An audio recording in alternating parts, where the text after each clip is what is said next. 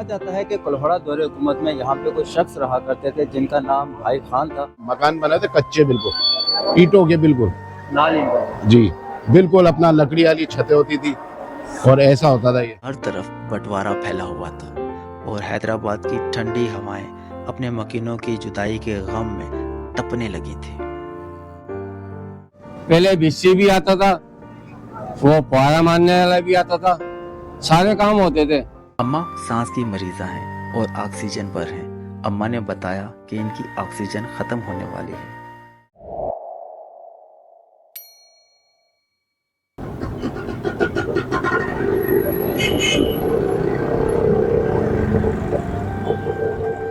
हैदराबाद के इस रोड को कोई स्टेशन रोड कहता है तो कोई फौजदारी रोड, लेकिन ये जगह जहां इस वक्त मैं मौजूद हूँ कोहिनूर चौक कहलाती है।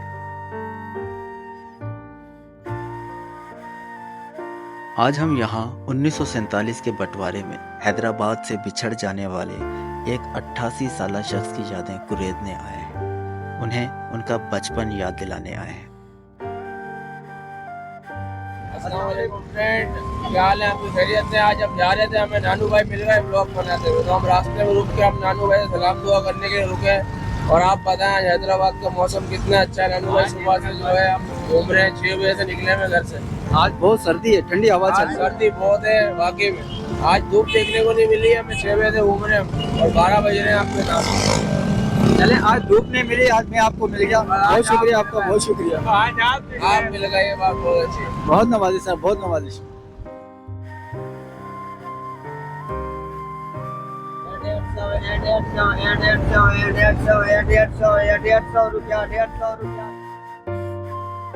मेरे सामने खवातीन की पसंदीदा मार्केट रेशम बाजार है और रेशम बाजार के लब पर है कोहिनूर शॉपिंग सेंटर, जहां कभी कोहिनूर सिनेमा हुआ करता था।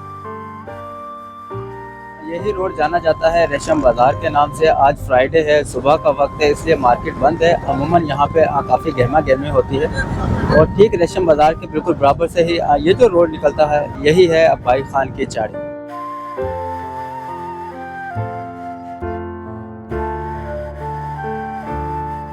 भाई खान की चाड़ी। इस गली की तारीख तकरीबन 250 साल पुरानी है।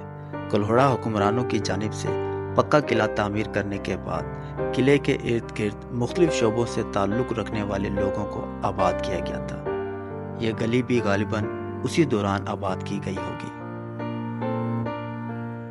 कहा जाता है कि कुल्हड़ा दौरे हुकूमत में यहाँ पे कुछ शख्स रहा करते थे जिनका नाम भाई खान था और उनका यहाँ पे नज़दीक ही कोई कारखाना भी हुआ करता था जहाँ पे तलवारें, कुल्हाड़ियाँ, इस तरह लोहे के औजार जो है बनाए जाते थे।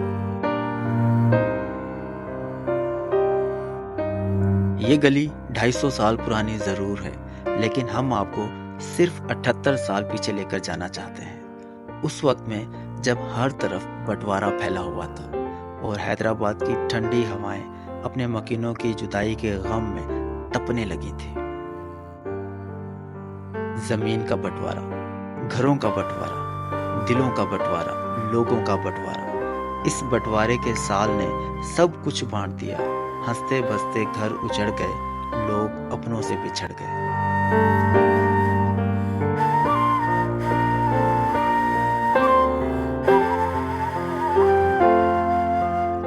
एक ऐसे ही बंटवारे के डसे शख्स ने मुझसे राब्ता किया, गोपाल दास साहब, जो अब 88 बरस के हो चुके हैं, लेकिन आज तक हैदराबाद की इस गली से बिछड़ने का गम भुला नहीं सके हैं।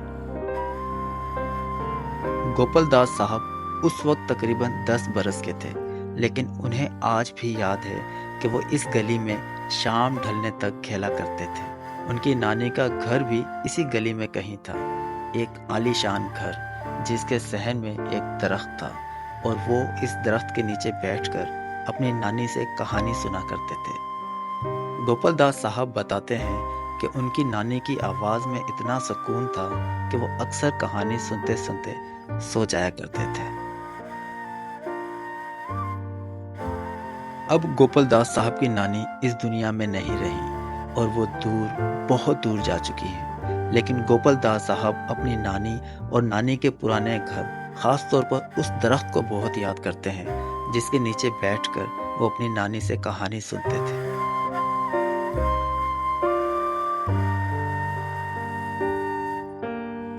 गोपाल दास साहब की शदीद ख्वाहिश थी कि मैं इस गली को रिकॉर्ड करूं और यहाँ के पुराने घर उन्हें दिखाऊं, ताकि वो एक बार फिर से बंटवारे से पहले के वक्त में झांक सकें और अपने बचपन की याद ताज़ा कर सकें। भाई खान की चाड़ी हैदराबाद के कदीम इलाकों में शुमार होती है और कभी यहाँ पे पार्टीशन से पहले के मकानात बहुत तादाद में हुआ करते थे, लेकिन अब वो मकानात जो है मिसमार कर दिए गए हैं। उनकी जगह नए मकानात तामीर हो चुके हैं, लेकिन अभी भी कहीं कहीं आपको कुछ पुराने मकानात देखने को मिल जाते हैं।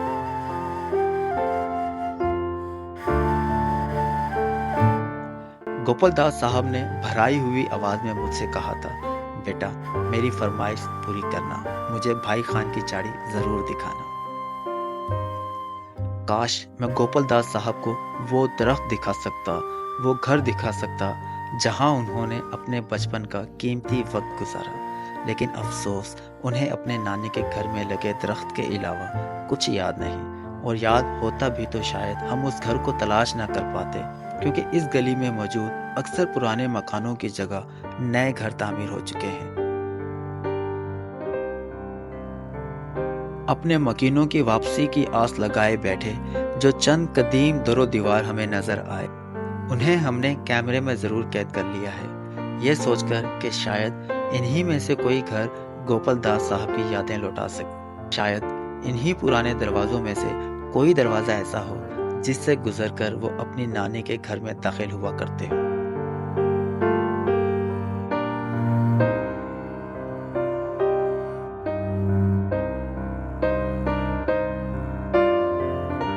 जैसा कि मैंने आप लोगों को बताया, भाई खान चाड़ी पर अभी भी आपको पार्टीशन से कब्ल की कुछ इमारतें देखने को मिल जाती हैं, और इस वक्त भी मैं एक ऐसी ही इमारत के सामने मौजूद हूँ जिस इमारत की बैरूनी दीवार पर एक हिंदू भाई का नाम दर्ज है। यकीनन साहब बंटवारे के दौरान इंडिया हिजरत कर गए होंगे और उनकी निशानी, उनका नाम आज तक भाई खान चाड़ी की इमारत पर मौजूद है।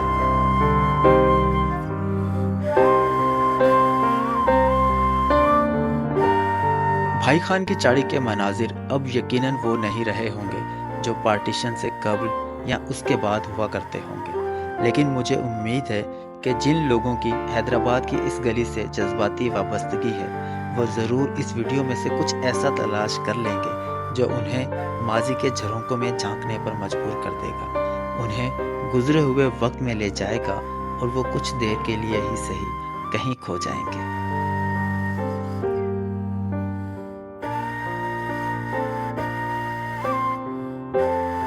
पुरानी बात है कि इधर भाई खान भाई रहते थे जो बहुत मशहूर थे, उनके नाम से रखा था ये भाई खान चाड़ी। वो तलवार कारोबार था उनका, पुरानी इमारतें थी बहुत पुरानी, ये अब दुकानें बन गई। पहले ये शुरू में ये पहाड़ी है ना, ऐसी पहाड़ी थी, इसमें मकान बने थे कच्चे, बिल्कुल ईंटों के, बिल्कुल जी बिल्कुल अपना लकड़ी वाली छतें होती थी और ऐसा होता था ये।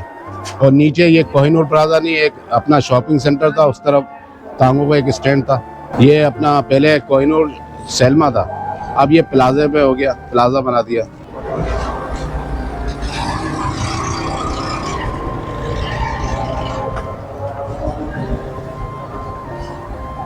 भाई खान चौक पर हलीम की तैयारी हो रही है और यकीनन इसे बनने में अभी वक्त है, वरना मैं ट्राई जरूर करता।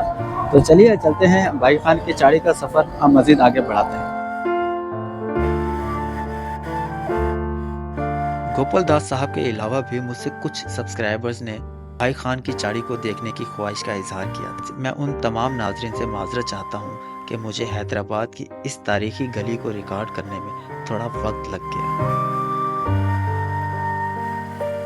भाई खान चौक से जब हम आगे आते हैं तो इस गली को एक और नाम मिल जाता है, नालबंद गली। भाई खान चौक तक ये गली भाई खान चाड़ी कहलाती है और उसके आगे भाई खान चाड़ी भी कहा जाता है और नालबंद गली भी कहते हैं। इस गली के इख्तिताम पर एक खूबसूरत और आलीशान मस्जिद भी मौजूद है, जामा मोहम्मदी मस्जिद।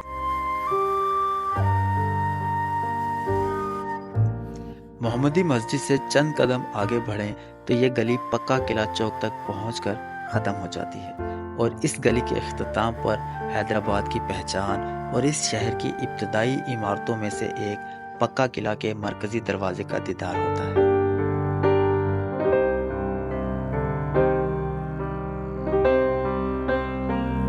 और यहीं एक बुजुर्ग का मजार भी है जिसे 9 गज वाले बाबा का मजार कहा जाता है। बहुत अच्छे लोग थे यहाँ पर, बहुत नियाजी शरीफ आदमी थे, मोहसिन आदमी थे। छोटे बड़े का लिहाज करा जाता था, मोहब्बतें थी। अब वो मोहब्बतें खत्म हो गई हैं क्या? अब मोहब्बतें खत्म हो गई हैं। जो पहले थी ना मोहब्बत, वो खत्म हो चुकी है। अब पहले सफाई में बहुत होती थी, पहले बिस्सी भी आता था, वो पौड़ा मारने वाला भी आता था, सारे काम होते थे। नालियों की छिड़काव करना, ये करना, वो करना, सारे काम होते थे। अब नहीं आते, अब तो सिर्फ झाड़ू दिया और चले गए, कचरा नाली में फेंक दिया। ये हो रहा है आजकल। हम कलकत्ता से हैं। अच्छा, कुछ यादें आपकी पार्टी की? भाई हमारी तो यादें क्या है, उनके वालिद साहब की यादें थी जो गुजर गए हमारे। वो कलकत्ता के रहने वाले थे और उनकी शादी बारात गई थी आगरे, अच्छा, हमारे मामू के यहाँ। यानी कि आपकी जो वालदा हैं वो आगरा की रहने वाली जी हैं, वालिद साहब कलकत्ता के। जी। अभी वालिद साहब का जाना होगा बाद में इंडिया? नहीं, वो नहीं गए, मैं जरूर गया हूँ। अच्छा, आप इंडिया गए हैं? हाँ, 5 दफा गया हूँ। अच्छा, कौन से शहर में जाते रहे हैं? दिल्ली गया हूँ, जयपुर गया हूँ, आगरे गया हूँ और अजमेर शरीफ गया हूँ। हमारी खाला रहती है, हमारे मामू रहते हैं आगरे में। हाँ, मोहब्बत से मिलते थे, हिंदू भी मिलते थे, मुसलमान भी मिलते थे, सब भाईचारा था वहाँ पे। भाई खान चाड़ी को रिकॉर्ड करने के बाद मैं ठीक उसी जगह पहुंच चुका हूं जहां से मैंने अपने वीडियो का आगाज़ किया था, बिल्कुल रेशम बाज़ार के पास से। ये आज की हमारी वीडियो का पहला हिस्सा था जो आप लोगों ने देखा। अब इस वीडियो का दूसरा हिस्सा जो आप देखने जा रहे हैं वो कुछ राह इंसानियत के काम है, जिसको हम हर वीडियो में अंजाम देने की कोशिश करते हैं। तो चलिए अब आपको लिए चलते हैं हैदराबाद के ही किसी इलाके में जहाँ पे कोई शख्स, कोई फैमिली हमारी मुंतज़र है। खैर, आपकी वीडियो पूरे घर वाले देखते हैं, मैं भी देखता हूँ, अच्छी लगती है क्योंकि आप तारीख हैदराबाद की तारीख वगैरह को देखने को मिलता है कि तारीख हमें पहले नहीं पता था कुछ चीज़ों के बारे में। हैदराबाद में ये क्यों है, ये क्यों है, आपकी वजह से पता था। अपने कुछ प्यारे और मोहब्बत करने वाले सब्सक्राइबर्स की फरमाइश पर भाई खान की चाड़ी को रिकॉर्ड करने के बाद अब मुझे हैदराबाद के इलाके पाकिस्तान चौक के पास मौजूद लोहार मार्केट जाना है।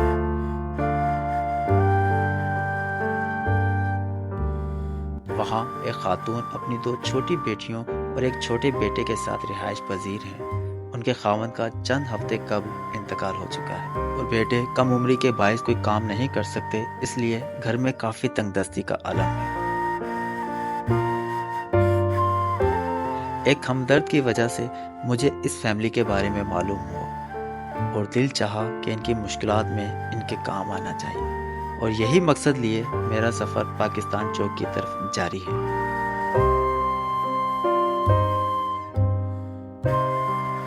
मुझसे कुछ लोग शिकवा करते हैं कि मैं अपने चैनल पर अब पहले की तरह हैदराबाद को रिकॉर्ड नहीं करता।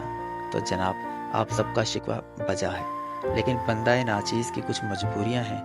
पहले मैं हफ्ते में 3 वीडियोस अपलोड किया करता था, लेकिन अब सिलसिला रोज़गार की वजह से वक्त की कमी के बायस एक ही वीडियो अपलोड कर पाता हूँ।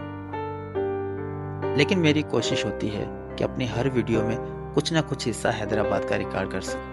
इंशाअल्लाह ज़िंदगी ने कभी मोहलत दी तो अपने चैनल के पुराने ट्रैक पर आने की कोशिश करेंगे और पहले से अच्छे और नए अंदाज में हैदराबाद की खाक छानेंगे।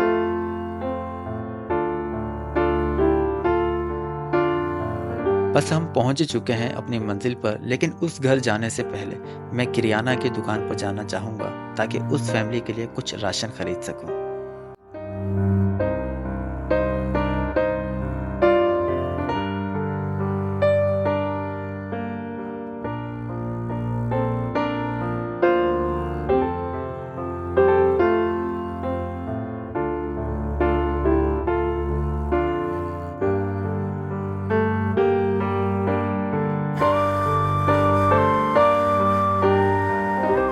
किराना की दुकान से सामान लेने के बाद मैं उस घर पहुंच चुका हूं। राशन और 22,000 रुपए की रकम मासूम बच्चों के लिए कुछ दिन का सहारा जरूर बनेगी, आगे अल्लाह मालिक है। यहाँ मैं इतना ज़रूर बताता चलूँ कि ये राशन और पैसे मेरी तरफ से नहीं हैं, बल्कि अमेरिका में मौजूद 2 अल्लाह के नेक दिल लोगों की तरफ से है। बेटा कितने पैसे?